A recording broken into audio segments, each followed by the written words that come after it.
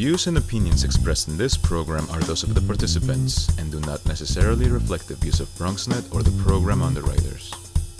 Hola everyone, welcome to Open BxRx Remote, brought to you from my living workspace, Chavell Executive Suite. I'm Rhina Valentin, your host of Café con Leche every Friday. Here's what's coming up in today's show. Leading things off, we'll be joined by Reclaim Pride Coalition co-founder and organizer J.W. Walker to discuss the third annual Queer Liberation March.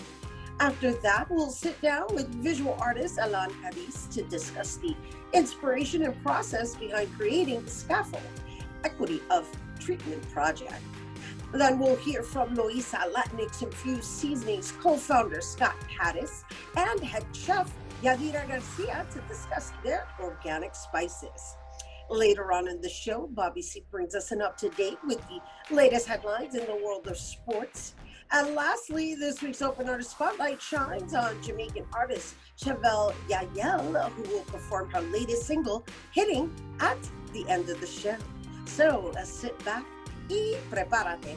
All this and more is headed your way, because now we are officially open.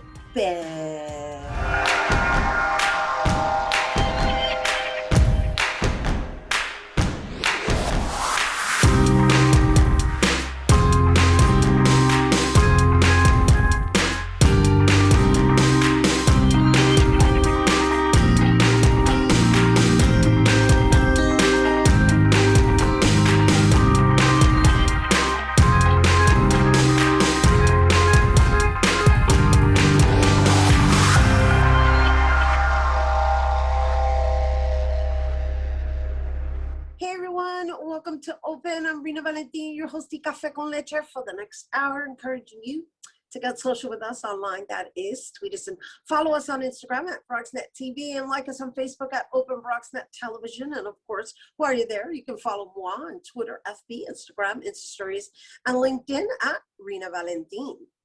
So the Reclaim Pride Coalition is taking back the streets for the third annual Queer Liberation March.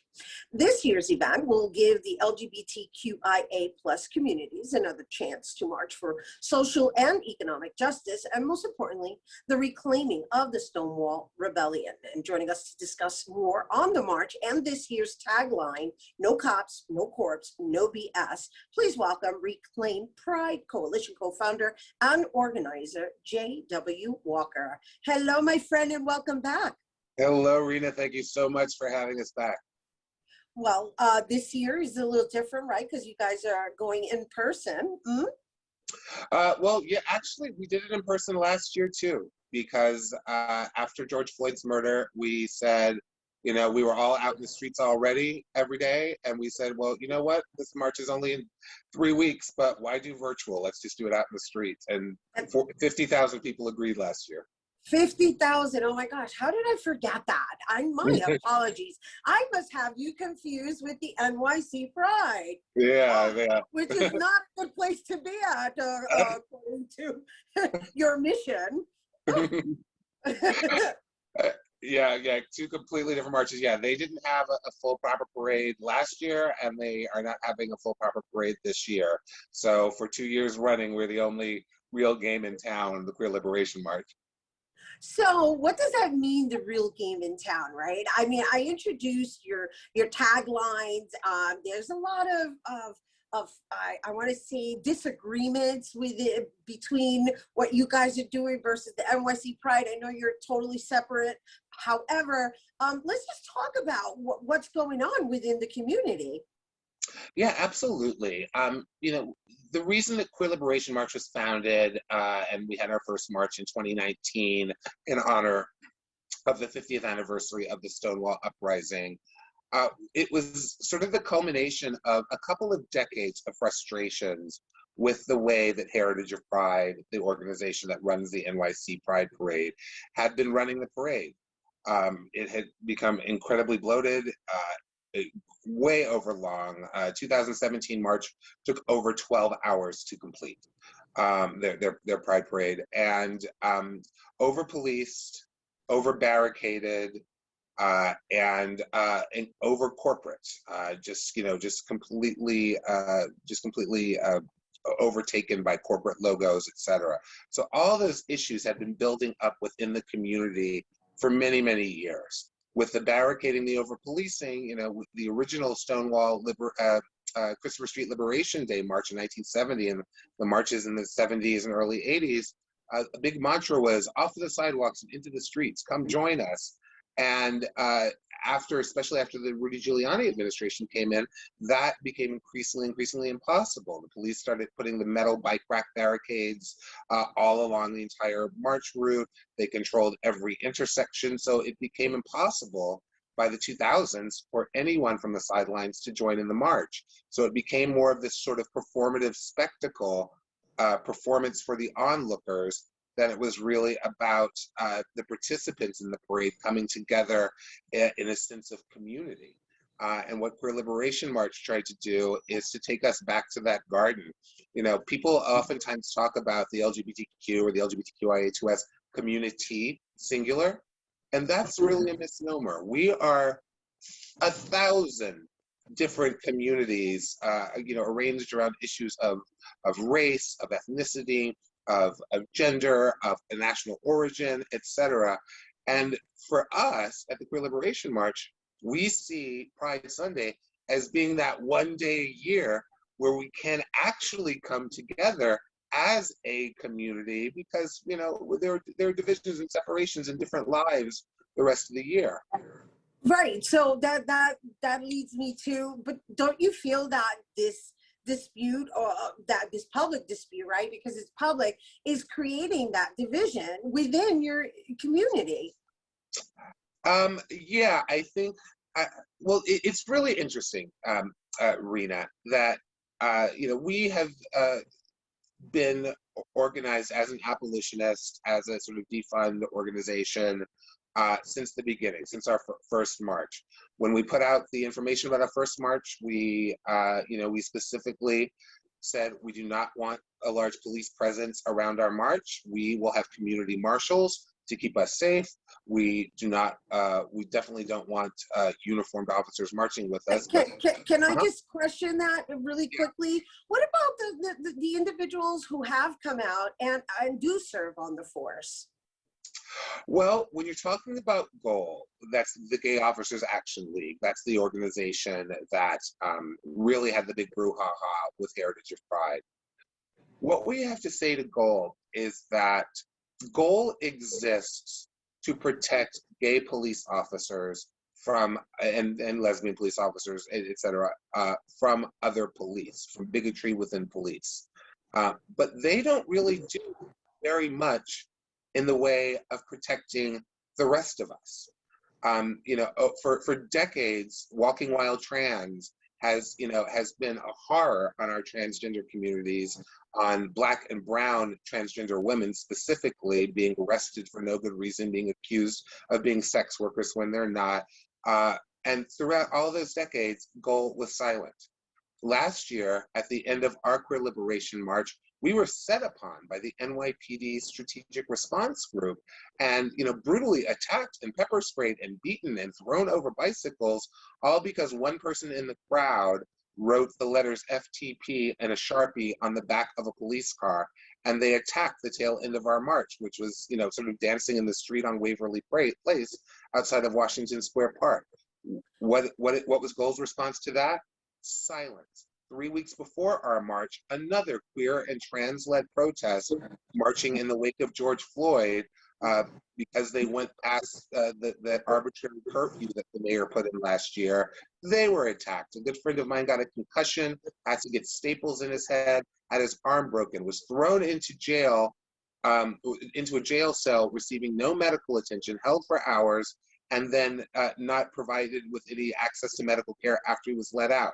He's a very well-known person, very well-known, but the word was out. This is very well-known. GOAL silent. So GOAL can't complain about not being included in community when they're not standing up for our communities.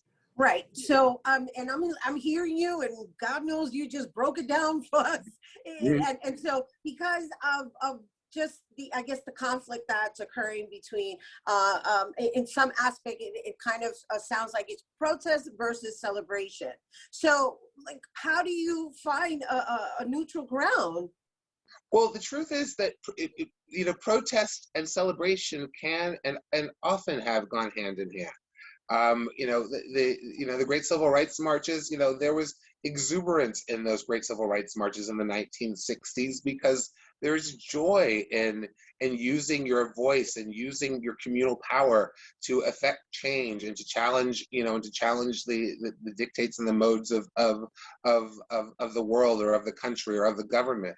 So there's great joy in marching and protest, and that's the beauty of the Queer Liberation March, is that we join them. The problem with Heritage of Pride's March is that over the years, as it became more corporate, it became just kind of solely a party, and it lost its core, which was to stand up for our communities and our humanity.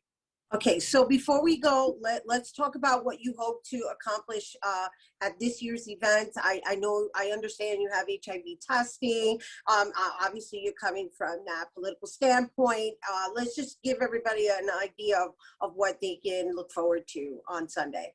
Yes, absolutely. Well, most importantly, we are working with the New York City Department of Health and Mental Hygiene. They are going to provide COVID vaccines at both the starting point, and we're having a health fair just south of Washington Square Park, which is where we're having our closing rally. We're having a health fair just south of there on Thompson Street, where there will be HIV testing information, COVID vaccines. There'll be joints for jabs. People who can show their vaccination card and get a free joint. And there's going to be lots of health. That's pretty cool. Yeah, exactly. There's going to be a haze. Going to be a haze down in the village. As well as having speakers at our rally, around just a host of issues that are facing all of our communities and just humanity right now as we transition out of what was 4 years of horror under Trump and to a place of hope with President Biden. And before we go, I just want to be clear that no registration is required. You can just show up. You can just show up. Absolutely. Yes. Awesome. Thanks for bringing it here to our audience. J.W. Warka, who is the co-founder and organizer of the Reclaim Pride Coalition. And once again, you guys, for the third annual Queer Liberation March, that's taking place on Sunday, June 27th, starting at 3 p.m. at Bryant Park. And for more information, please visit reclaimpridanyc.org. June is Scoliosis Month, and the Paige Frazier Foundation is holding its annual fundraiser entitled Bent But Not Broken. That's happening on Monday, June 28th at 7 p.m. The event will have special dance performances, educational segments, including the Spine Health Foundation. To RSVP, please visit the PaigeFrazierFoundation.org. We have to take a quick break, but when we return, we'll hear about an art project created amid the pandemic. Don't go anywhere.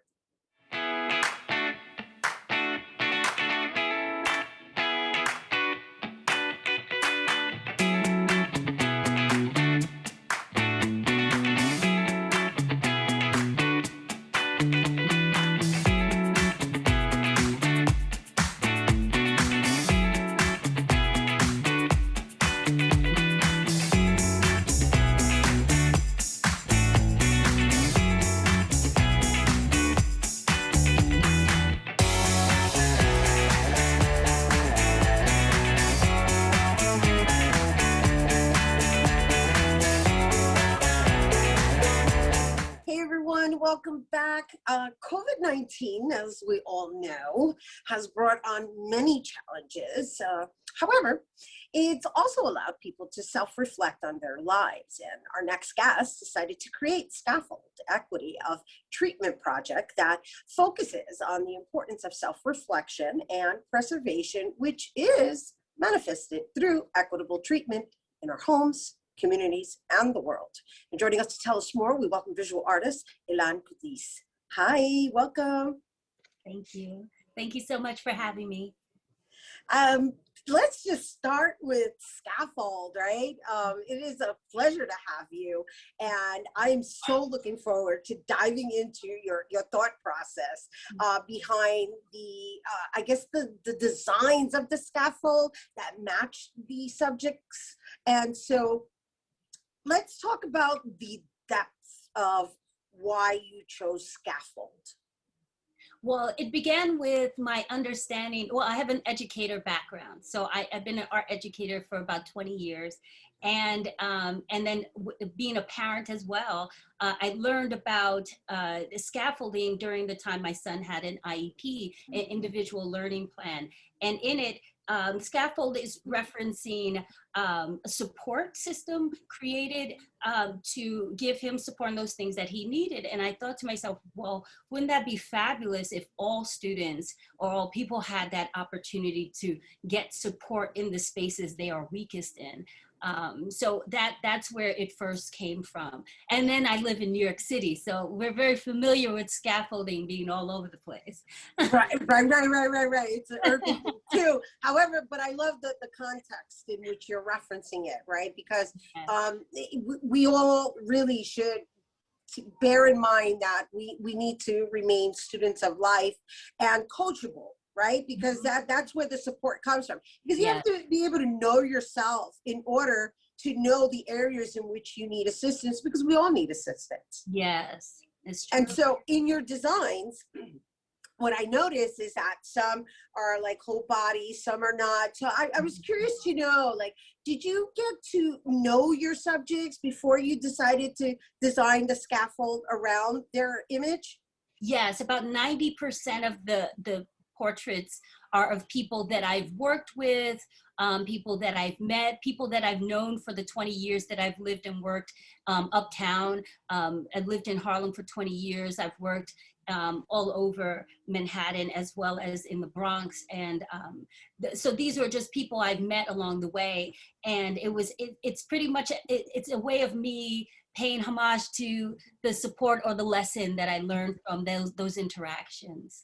Yeah, I'm trying to find your image right now just so that I can speak in more detail, because you can tell that there's a holistic approach to the stories that you're telling. So yeah, it's a form of visual spiritual alchemy. And I built it in a way to challenge the viewer to see themselves as universally whole. And it's a formula of experience and understanding. So for each figure had a very individual form of the scaffold. And that was the last part of the project. So I would ask them for the photograph. I would render that photograph into a line drawing and then transfer it into the paper. And then after I was done painting it completely, I would add the scaffolding. So that's it was very important that it was individual and based on the photograph that they gave me. I feel like it gives some kind of insight to who they are in a way, you know? Mm-hmm. Yeah, and over time it changed, because at the beginning I was very rigid and then it becomes more organic.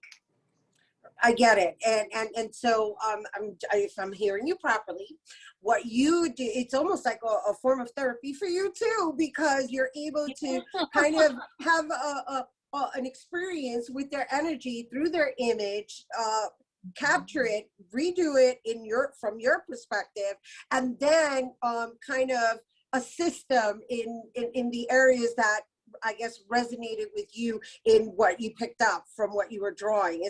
That's some fierce, dimensional work. Oh, thank you so much. Yeah, and how many of them you have now? About 167, but I may be off by 3. So that's the issue with making so many of something, is like the count tends to be off a little bit. And so I read somewhere that you would love to do the entire world. And so I'm going, oh my, that's quite the mission. So with that in mind, like, how frequently do you revisit that particular project? Well, now I've had to control myself. I've stopped.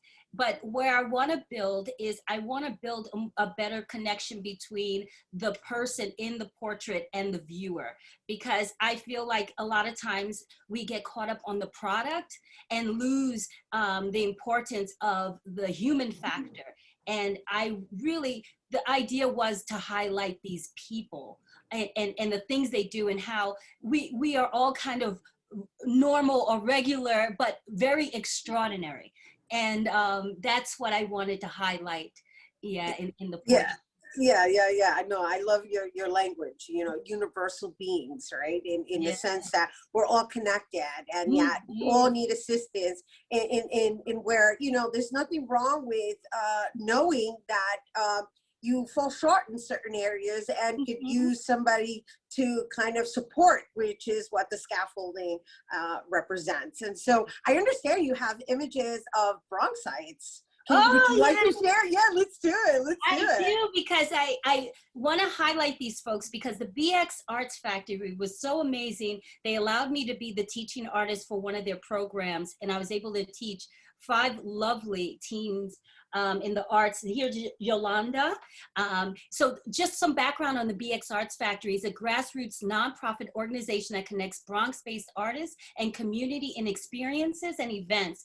And they also give opportunities of connection, community development, and healing. It's an amazing organization. We love it. We have them on all the time. And they fabulous. And you're aware. Then they're aware. It's awesome. Yes. So I said, Yolanda, we have Linda Alvarez. If you're in the Bronx, you've probably seen one of her murals, because Lara does not play. She is such a great artist. No. And Ana Rebecca Castillo, she's a programs manager over at the BX Arts Factory, and artist, lovely woman. And then I have 2 artists here that I want to highlight.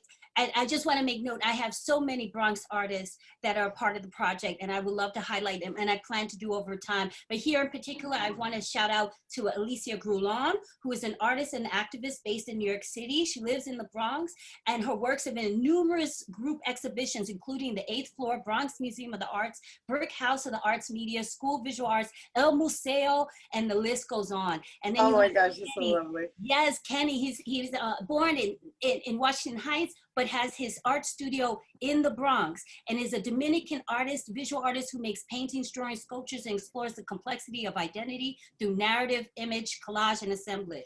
Amazing artist as well, and all in the Bronx. Oh my gosh, Elan, I love your enthusiasm. And for you guys, I hope you guys really appreciate the camaraderie between the artists. I mean, you're capturing each other, you're highlighting each other. I mean, this is how it's done. Right? Yeah, that's what it's all about. That's what it's about. Yeah. Good stuff. Thank you for that. And I understand you have a whole bunch more. Yes. 160 something approximately. She said she may be off a little bit here and there. However, I also understand that you were you had a physical exhibition at Kente Royale that was just striped, and right now it's primarily a virtual exhibition. And I want to make sure that people understand that they can experience it through your website. Yes, and as soon as I'm able to have another exhibit, I'll be sure to let folks know, because something that I've been told is that the portraits take on a whole extra meaning when they're seen face to face, because there is a lot of texture and stuff. With the paper I used, I had to do a lot of layering with paint. So there is texture and things that are nice to see in person. But yes, I do have access to the images on my website, as well as descriptions and links to each of the portraits, the people in the portraits. That's amazing. Wow. Thank you. Thank you for such detailed work and detailed information in expressing and explaining the layers of our life. Woo! I love it. Elan Cadiz. All right, you guys. Thank you so much. Oh, our pleasure. And once again, you guys, Scaffold Equity of Treatment can be visited virtually by visiting elancadiz.com. That's ELANCADIZ.com. Yes. All right, we got to take a quick break, but when we return, we're going to talk about a Latinx infused seasoning, maybe some sazon. Don't go anywhere.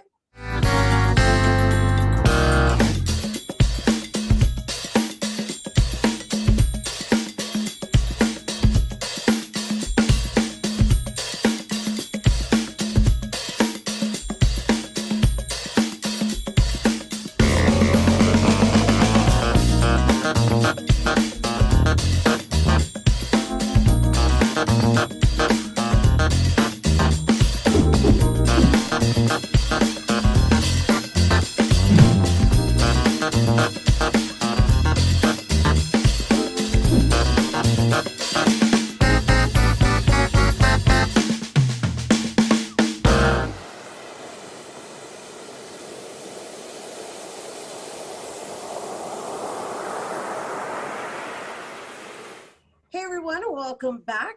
Seasonings and spices are some of the most important ingredients when it comes to making food, and especially within the Latino community, right? So, we use sazon, adobo, y sofrito, and so our next guest decided to make an organic and healthy line of sazon, adobo, y sofrito for all to incorporate into their dishes. And joining us to tell us more, we welcome Loisa co-founder Scott Hattis and Loisa partner, head chef and educator Yadira Garcia. Hello and welcome. Hello. Hi. So inquiring minds wants to know, first of all, where the name Loisa came from and how you got into this business, Scott Hattis. Yeah, so the name Loisa it's sort of an homage to the Loisaida. So my wife and I lived in that area when we started the business. But the business itself came from really a need we felt in our home and figured many others shared. My wife's Dominican. The co-founder in the business is named Kenny Luna. He's Dominican and Peruvian. He's from the Bronx originally. And we were all close friends and just had this shared realization that, these foods and flavors were so important in our homes, yet nothing on shelves and stores was really speaking to the future of our homes, which was one that we wanted to be conscious of the ingredients, conscious of health, conscious of not only the products we're buying, but the businesses that are making them. So we really took it upon ourselves and just started saying, what can we do here? Flavor is the heart of the cuisine and the culture. I've learned that from cooking for 15 plus years with my wife.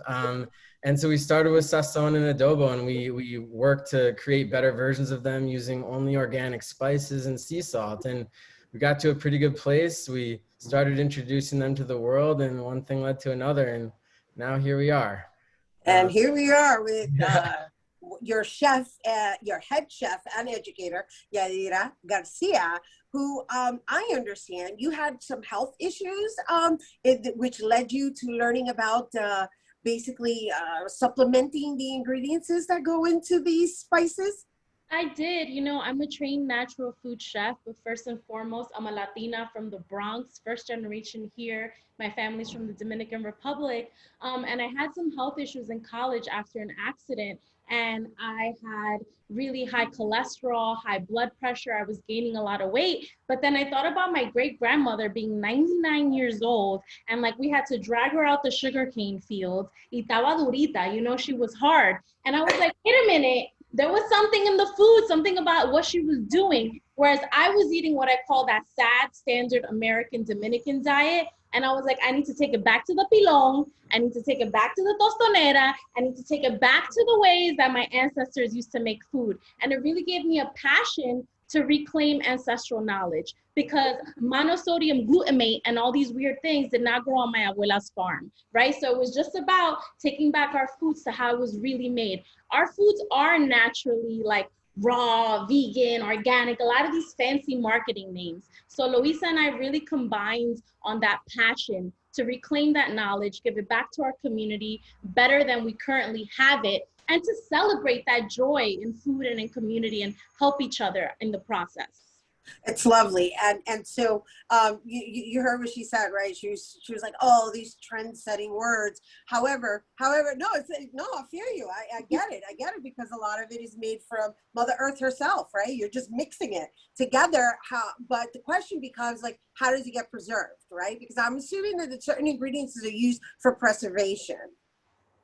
Well, I can speak to the spices that they're dried spices. They preserve themselves. I think a lot of other people or brands are adding things into those mixes that are truly unnecessary. Things like fillers or anti-caking agents, things like that are just in there to take up weight, right? They take up weight. They're cheaper than actual spices. And then you can sell a full jar of something for a lot greater profit, but that's to the detriment of the people eating those foods.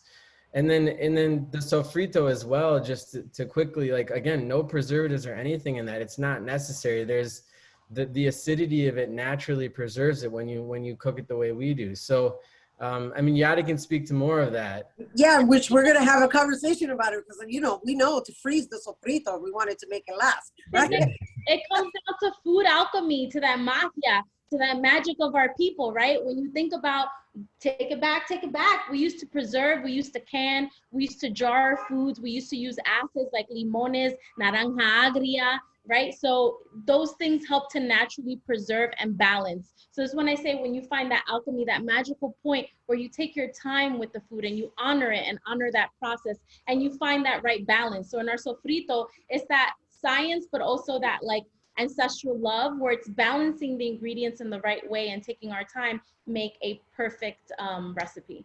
Yeah, it's just that mindfulness. No, I get it. It's that mindfulness of also understanding that the food is our medicine. And one of the things I was going through the blog, I saw this article that you wrote that I absolutely loved with regards to like the different styles of sofrito that come from different culturas and based on what? They're different ingredients, they're different palates, and just the now more than anything, right? Because of where we are with the pandemic and being able to use apple cider vinegar as opposed to vinegar. I also understand that you were offering workshops and different ways to flavor up your sazon.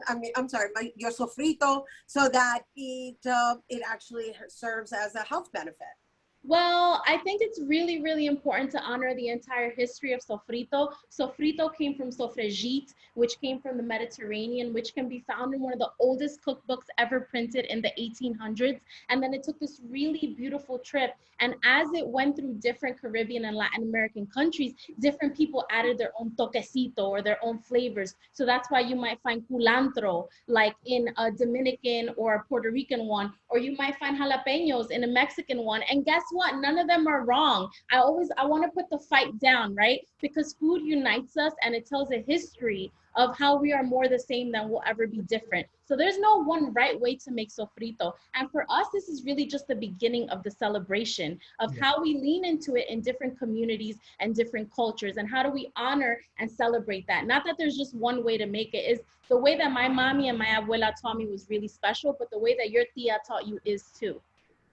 Got it. And so with the Loisa brand, with let's say the adobo and the sazon, because I know you sell them in jars and they have a website which you can shop on, but they also have these reusable bags to, I guess, restock. So let's just talk about your structure and why you did it that way, why you created it that way. People love these flavors. So we wanted, honestly, first and foremost, wanted to give people a way to buy more of them without having a lineup of a ton of jars. But what's great about our jars is they're glass and they're reusable. You can wash them. You can also recycle them if you don't want to reuse them. So by providing the sort of, we call them our big bags, you can cook for your family no matter how big they are, or you can use them to refill and have, the same jars you bought over time. So again, I think, but what that speaks to is our engagement with our community. We listen. We want to know what people want. We're making decisions as a business based in that more than anything. This is like we say, Loisa is a business built around and with the community, not around just the products, because what we have now is just hopefully a glimpse at what we will have in the future. And that is really based in what people want. And, that's really where all that came from. Right. And there's that. No, go ahead. Something I really love that I just have to point out as a Latina, you will go in the house, you open the butter jar, but there's sofrito inside of it, right? Or like you open something like the country crock and there's something else. So I absolutely love that, like our jars, that you can save them, that you can reuse them, because we're not telling you not to make your own sofrito, right? But it's just that convenience, because in the day that we live in now, going around picking up tajicitos or sourcing or doing all that stuff can be time consuming, but it's integrating us into your family and tradition, not taking away, but adding in. Awesome. And also, there's that ecological consciousness because of the reusable glass as opposed to plastic, and then the refilling of it. And for your health too. Yes. Glass matters for your health as well. Yeah. Yes, and it's important that we continue to have this conversation because we have climate issues, period. Sure. And Mother Earth is, we have to take care of her too. The same way she's feeding us, we have to take care of her as well, right? We're always thinking about better ways and ways to improve when it comes to sustainability and things like that. I think it's amazing. We're a super small business and we can make these decisions and these choices, right? These are all choices that we have. Every business has a choice. You know, that's the thing you realize when you're super small and trying to grow, is that if you can make something that's more sustainable and better quality than a super big business, that super big business is making a choice not to make those things if one person or two people here can make it. So that's something we're always trying to prove on. We'll always stick to that. That's a commitment. Well, thank you for bringing it here to our viewers, and thank you for operating with this level of consciousness and making sure that it's deliciously made, because that's what's most important. Absolutely. Thank you, Yadira, You're Scott, great. you guys, once again. Having us. Oh, thank you for being here. Yes, yes, mucho love, mucho amor. And oh, you guys, if you want to experience Loisa seasonings and spices, you can visit loisa.com. All right, don't go anywhere. Bobby C's Weekly Sports Roundup is coming up next.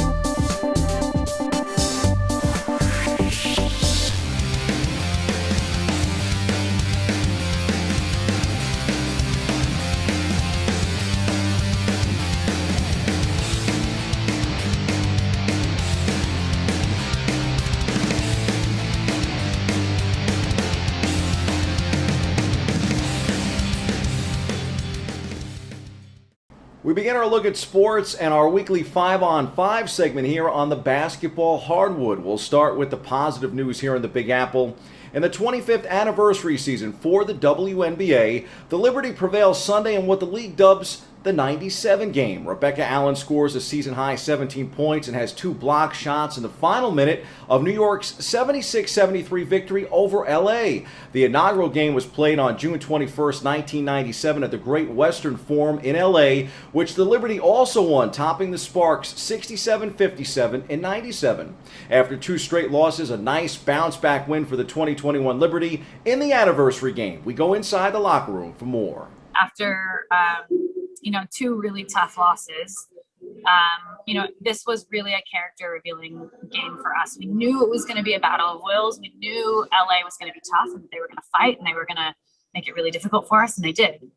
But I thought that we really just hung tough. We stayed together when we could have folded and we could have fallen apart. And to me, this really shows how tough we are. It shows that when we do put our minds we work together and we stay focused.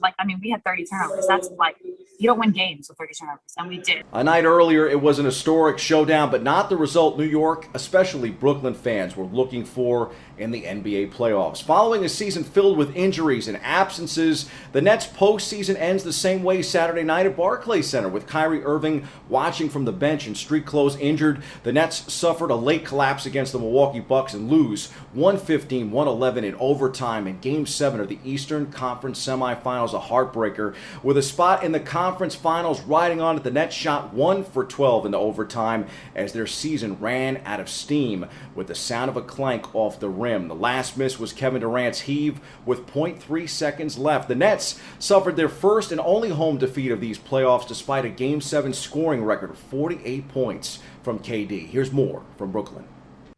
Kevin's just, I don't know what more Kevin could do. It's just out of this world. And you can say that for all our guys at a different part of the season, gave us something, and just really, really proud of the group. And I hurt for them more than anything.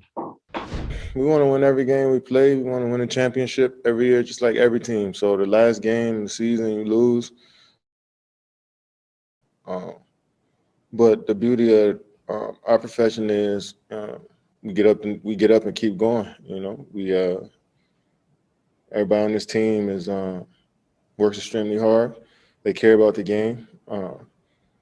So, you know, we get ready for next year. Ironically, Sir Charles called it. Our BronxNet cameras recently caught up with NBA legend Charles Barkley ahead of his appearance in the American Century Championship in Lake Tahoe, Nevada. He's going to be playing some golf again. Barkley had been saying how he didn't see the Nets winning it and how he was rooting against them. Can you believe that? Calling out super teams and leading up to the golf championships. Instead, Sir Charles roots for the Knicks to be good. I want to see the Knicks do good. You know, what they learned during the playoffs is you can't just work hard. They're one of the hardest working teams in the league. That's how they got the number 4 seed. But as you saw when the playoffs started, they don't have enough talent. So this is a really, really big summer for them. Let's dig deeper to 5 stories that you may have missed from the weekend here on 5 on 5. Coming in at number 3, the Yankees, a triple play, literally another triple play for the Bronx Bombers. This one, a game-ending triple play that ties an MLB record in the Bronx in a win Sunday over Oakland. You know, I got a pretty good line of sight to it. As soon as he hit the ball, you know, usually a triple play sneaks up on you, you know, right away. I'm thinking, that's a triple play. And sure enough, you know, Gio does a great job, perfect feed. DJ's able to turn it over, and you know, that's two huge ones with Chappie on the mound late in the game, obviously. But I'll tell you what, it's exciting to be a part of that when it ends the game. We move from the number 3 to the number 4 and celebrate 4-baggers, as in home runs, just not ones the Mets were happy to watch. Kyle Schwarber's career resurgence in his first season with the Washington Nationals reached new heights Sunday as he crushed 3 home runs during a 5-2 win against the Mets. He tied an MLB record with 5 home runs over a 2-game span, covering just 8 at-bats. Yeah, that first inning was just a lazy fastball. I think I was behind in the count, and it was supposed to be a fastball in, and it just ran over the plate. But that third at bat, you know, I almost just have to tip my cap to him. You know, he battled. I threw a backdoor slider that I thought would have got him on. He fouled it off, and I think it was a pretty good fastball. You know, like I said, he's just locked in right now, and sometimes you have to tip your cap. And last, but certainly not least, here on the front end of 5 on 5, our BronxNet cameras got the rare chance to be part of Fuel Fest in Los Angeles, California last weekend. Real cool trip for me. Fuel Fest returned to Irwindale Speedway last Saturday, just as LA and much of the country reopens after a challenging year of the pandemic. Now in its second year, Fuel Fest blends the enthusiast's passion for the automotive world with celebrities, live music, food, drinks, and of course, art, as in car art. The show featured over 600 top custom, exotic, rare, and exclusive cars, trucks, and even a few motorcycles. So many movie cars, especially from the Fast and Furious franchise, which is celebrating 20 years. There were car exhibitions, drag racing, and drift exhibitions too. Also, for the first time in LA, spectators and fans were able to enter their own vehicles for drag racing. For us, it was also a chance to catch up with Craig Lieberman of Fast and the Furious fame and to see a car once owned by the late Paul Walker. A portion of the event's proceeds benefit Reach Out Worldwide, ROWW, the nonprofit charity founded by Walker and continued by his brother Cody Walker. The organization was founded in 2010 by the late actor-producer after a massive earthquake devastated Haiti, and Walker was inspired to organize a relief team that responded to the disaster. Some truly awesome cars. I even got to meet Kit from my favorite TV show as a kid, Knight Rider. Look at the glove compartment. Just call me David Hasselhoff. There's 5. Here's the lineup from the coming weekend. The Yankees invade Boston for the start of a 3-game weekend series with the rival Red Sox tonight. The Pinstripers grab the top spot here on the back end of 5 on 5. Meanwhile, the Mets will be hosting a rival this weekend, playing 2 games today with Philadelphia at Citi Field. The Amazons play the Phillies for 4 in Queens. From baseball to the WNBA, the New York Liberty will take on the Atlanta Dream Saturday on the road at 7 p.m., while NYCFC will take on DC United Sunday at 6 p.m. and MLS action. That game is at Red Bull Arena in New Jersey. 4 down, 1 to go as we race to a finish here on 5 on 5. We'll stick with Red Bull here and the closing as Formula One heads to the Red Bull Ring for the first of 2 straight Grand Prix Sunday. And that's with Red Bull's Max Verstappen leading the championship after another sterling performance last weekend in the French GP. You can watch F1 at 9 a.m. here in the States this Sunday. That's 5 on 5. We hit the C-list for the player you can't watch any more in the playoffs, but who deserves your love and admiration this postseason nonetheless.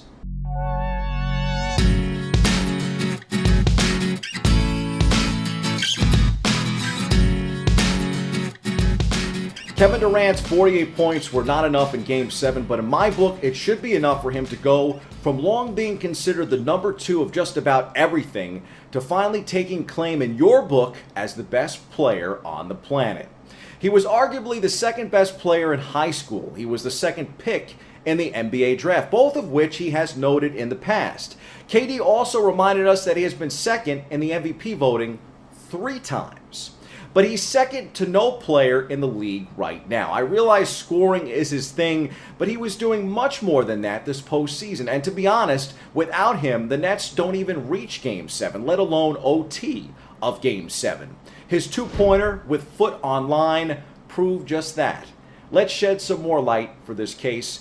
KD comes back from a ruptured Achilles, yes, a ruptured Achilles tendon, to average 26.9 points per game, 7.1 rebounds per game, 5.6 assists, and put up the first ever 45-15-10 playoff game. Now that's a triple-double. Then you add in scoring the most points ever in a Game 7. Had he and the Nets gotten just any other help down the stretch, we're probably talking about them in the conference finals and not Milwaukee. Regardless, we should be talking about KD. Even if Brooklyn is second in this series, Durant was not. He's second to no one in the NBA right now. That's your look at sports. I'm Bobby C. Tune in on Monday Mornings Open for our chat with the strength and conditioning coach from the last Yankee dynasty right here in the Bronx.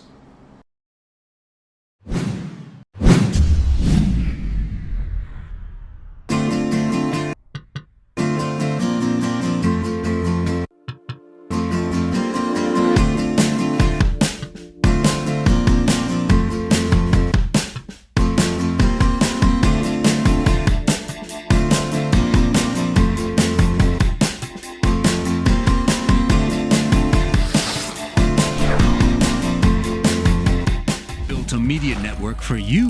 BronxNet TV. Come learn in your new state-of-the-art studios at Lehman College. At Mercy College. And coming soon to the South Bronx in the Hub. Inspire with your stories, culture, history. Your Bronx on BronxNet. Engage with us. Connect with us at your channels and at BronxNet.tv. Learn, engage, inspire. BronxNet TV. From the Bronx to the world.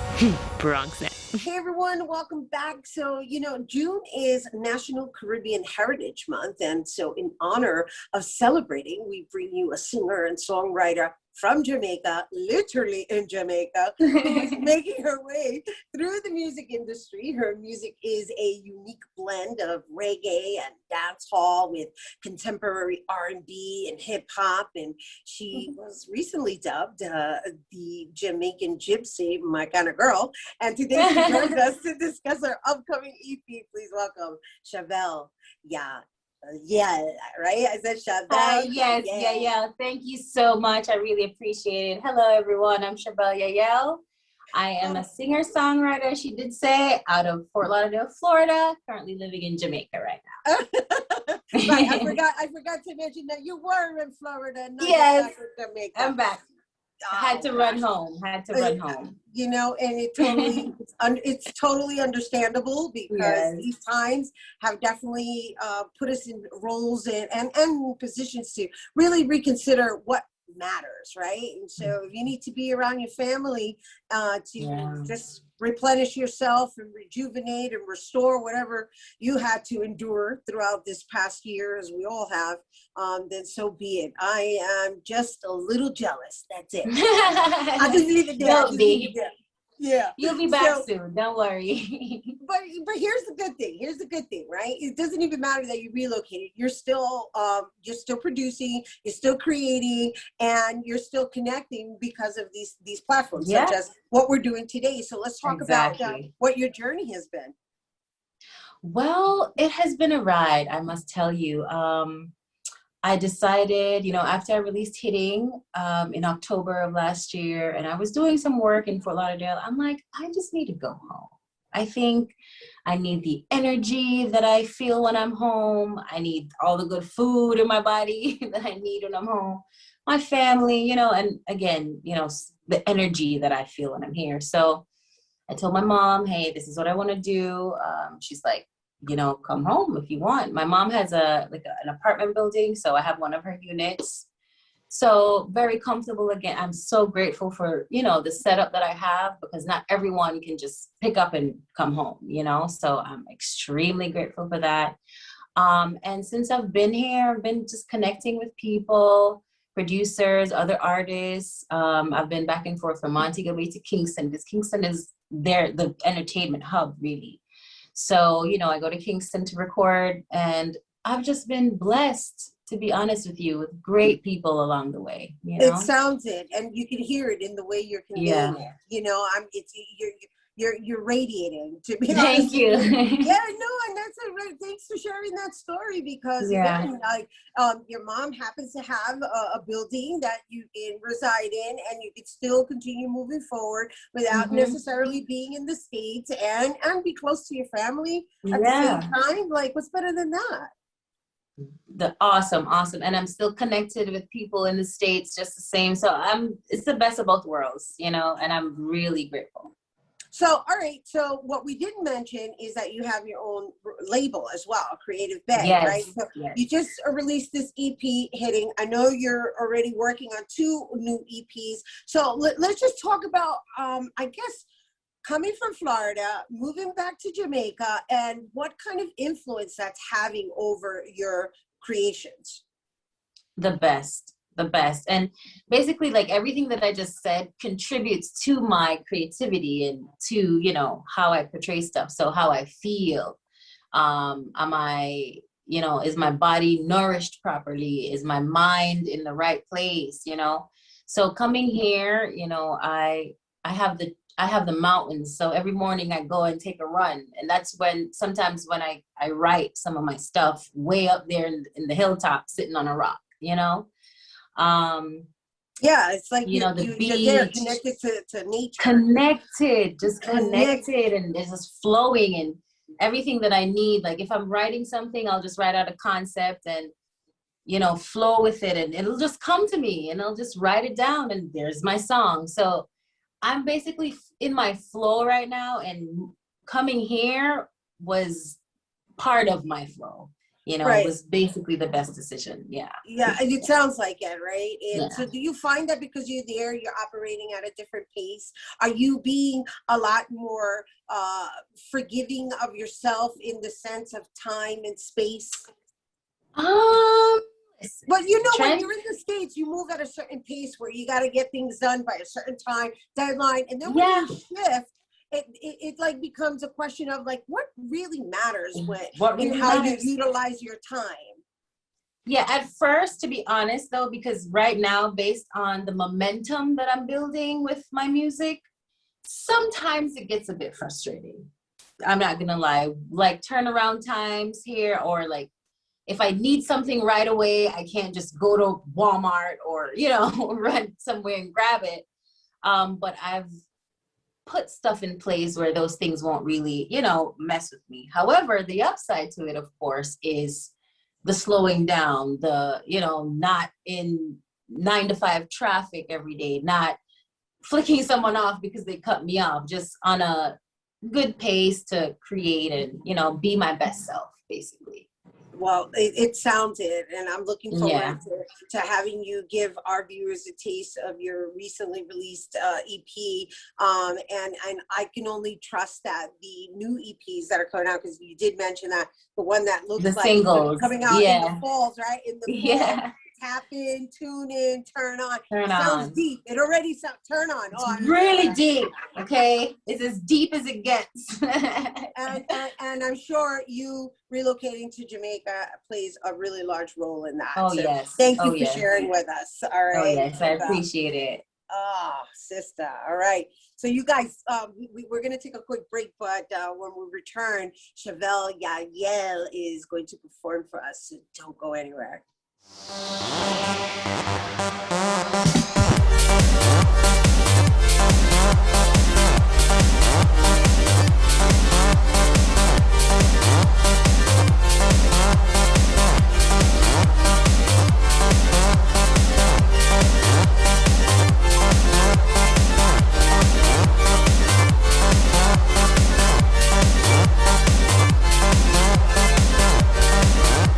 Hey everyone, welcome back. Here now to perform her single, Hitting. Please welcome Chavell Yahyel. You know the pieces is hitting, shooter hustling. Yeah, you know the grind never stop. We on the 9 to 5 grinding through the weekend. Hey, you know no catch we nah. You know no catch nah go drop. Whether we hoping or coping, keep a level head in a them system. Full of sense so it goes, we I got chop. Still blow a check, damn right, me I got broth. High key blow trees, Mary token. Them try style we and them joking. Spread good vibes, get a hit round the world. Feel we like a island, Mother Earth's pearl. Hitting through the hustling. Yeah, you know the grind never stop. We on the 9 to 5 grinding through the weekend. Hey, you know no catch we now. You know no catch now. Some will bring the negativity to where who I am now. Miss me with the bag of rubbish, leave that garbage at your house. Keep talking, we a keep walking. Success of my name calling. Up top and we never ever falling. You know the pieces is hitting through the hustling. Yeah, you know the grind never stop. We on the 9 to 5 grinding through the weekend. Hey, you know no catch we now. You know no catch now go drop.